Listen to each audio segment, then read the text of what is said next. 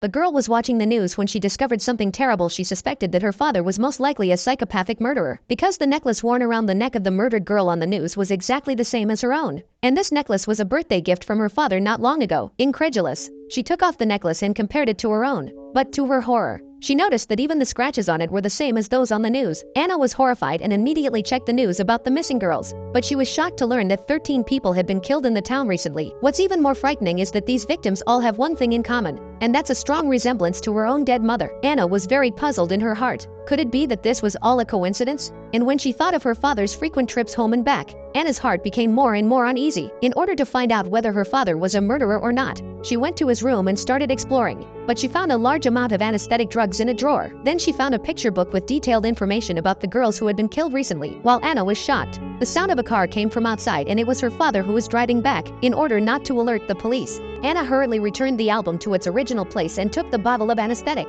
then quickly went out of her father's room and returned to her own boudoir. Pretending to be calm, Anna breathed a sigh of relief when she suddenly remembered that the newsreel downstairs hadn't been switched off. Panicked, she rushed to the first floor and managed to switch off the TV before her father entered the house. At that moment, she observed that her father was wearing leather gloves, so she tentatively asked if it was cold outside. But her father responded with an unnatural look on his face that he was wearing gloves because it was cold in the car. Then they watched TV together. But Anna was so distracted that she couldn't sleep or eat. But then a plate fell to the ground and Anna's hand was cut by a splinter. Her father was so kind and caring that she couldn't believe that her father could hurt someone else. She thought she was too sensitive, but until late at night, Anna was still tossing and turning, and there was always a mystery inside her. Suddenly there were footsteps in the corridor and her father lowered the stairs to the attic. And as she listened to the noise above her, it was clear that he was up there doing something he didn't want to know about. The next morning Anna took out the necklace and began to test her father by asking him if he had bought the necklace secondhand because it had many small imperfections. But he said he hadn't looked at it carefully when he bought it. Anna said, "Can you get a new one?"